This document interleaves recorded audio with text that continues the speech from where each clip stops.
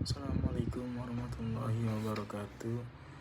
Perkenalkan, nama saya Aditya Muhammad Ajis dari kelas D3 Manajemen Pemasaran 4604 dengan NIM 670422349.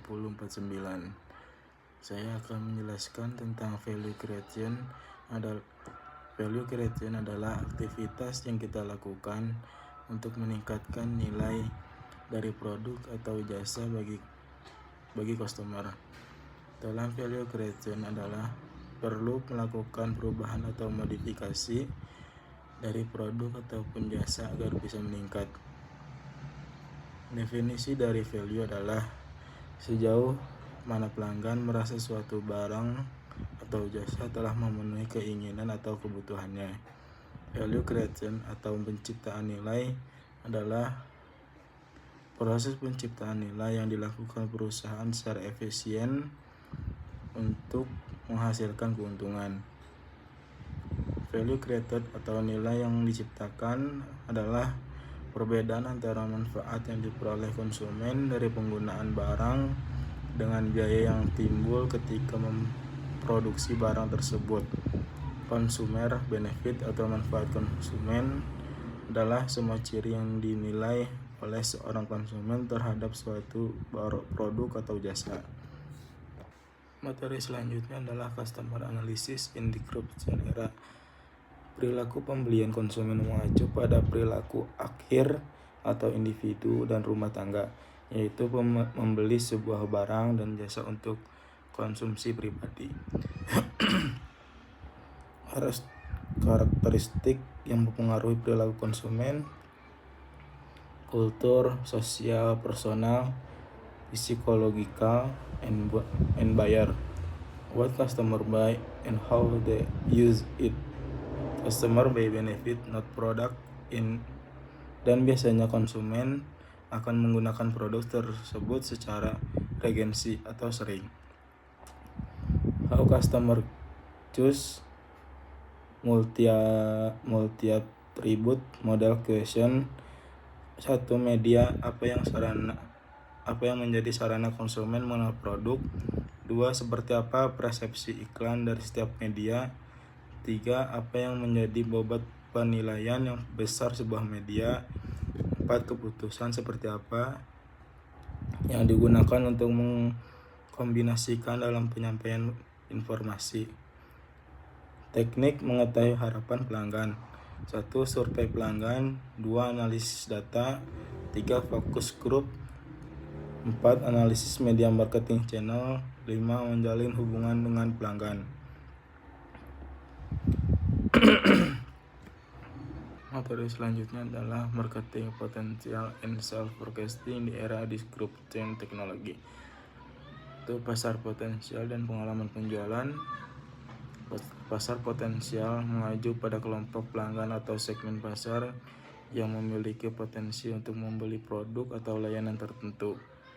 Ini adalah kelompok orang atau organisasi yang memiliki kebutuhan atau keinginan yang sesuai dengan apa yang ditawarkan oleh produk atau layanan tersebut, tetapi belum membelinya atau mungkin belum menyadari keberadaannya.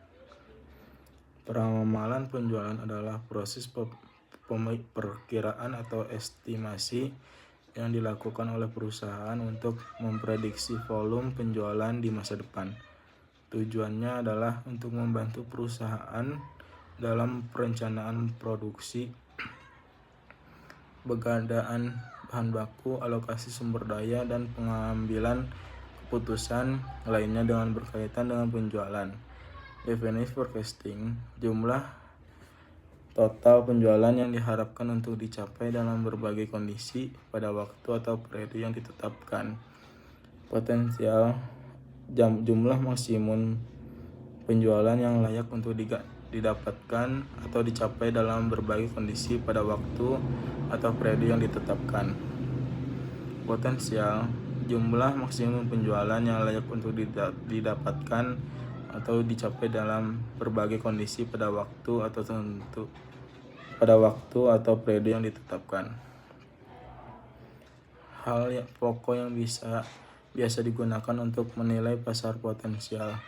1. Untuk membuat keputusan masuk atau keluar. 2. Melihat sejauh mana produk bisa ditingkatkan nilainya. 3. Membuat keputusan lokasi dan distribusi sumber daya lain. 4. Untuk membuat tujuan dan evaluasi kinerja. 5. Sebagai masukan untuk peramalan forecasting. Information source. 1. Government source atau sumber pemerintah. 2. Trade association, asosiasi pedagang. 3. Private company data atau data perusahaan pribadi. 4. Financial industry analysis atau analisis keuangan dan industri. 5. Popular press atau press populer. 6. The internet atau internet. Metode dalam menilai pasar potensial dan potensi penjualan analisis. A. Tentukan calon pembeli atau penggunaan produk potensial. B.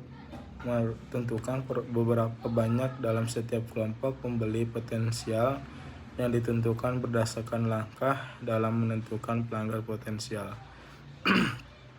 C. Memperkirakan tingkat pembelian atau penggunaan.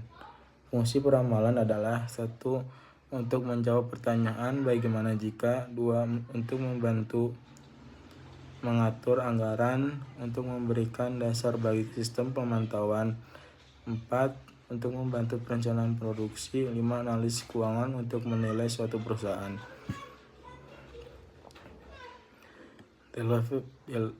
Developing match product strategy to face disruption technology. Mengembangkan strategi match product untuk menghadapi disrupsi teknologi mengacu pada proses merumuskan rencana strategi untuk mengatasi tantangan dan peluang yang ditimbulkan oleh teknologi baru yang mengganggu pasar atau industri yang ada. Teknologi disrupsi seringkali memperkenalkan produk, layanan, atau model bisnis baru secara mendasar, mengubah cara berbisnis, menantang perusahaan-perusahaan yang sudah mapan, dan mendorong mereka untuk beradaptasi atau beresiko menjadi usang. Benefit of strategi. 1. Meningkatkan koordinasi antar era fungsional organisasi serta dalam pemasaran.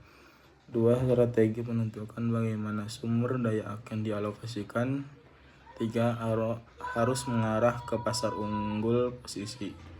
Sebuah strategi pemasaran kompetitif masuk akal. Suatu yang tidak dapat dilakukan oleh pesaing. Suatu yang akan dipilih oleh pesaing untuk tidak dilakukan. Pesaing akan dirugikan jika mereka melakukannya, menyebabkan kita untung jika pesaing melakukannya. Mengapa diperlakukan pengamanan produk? 1. Menjamin kelangsungan usaha perusahaan. Product life cycle yang semakin pendek. Kondisi pasar yang berubah. Sasaran keuangan, diversifikasi usaha, dan regulasi. Pengaman produk adalah pekerjaan yang tidak mudah dilakukan. Perubahan lingkungan atau teknologi pesaing, selera konsumen, regulasi, pemasak, dan lain-lain. Aspek internal perusahaan, iklim lingkungan, tekanan yang tinggi, frustasi karena potensi konflik, resistant to change, dan lain-lain.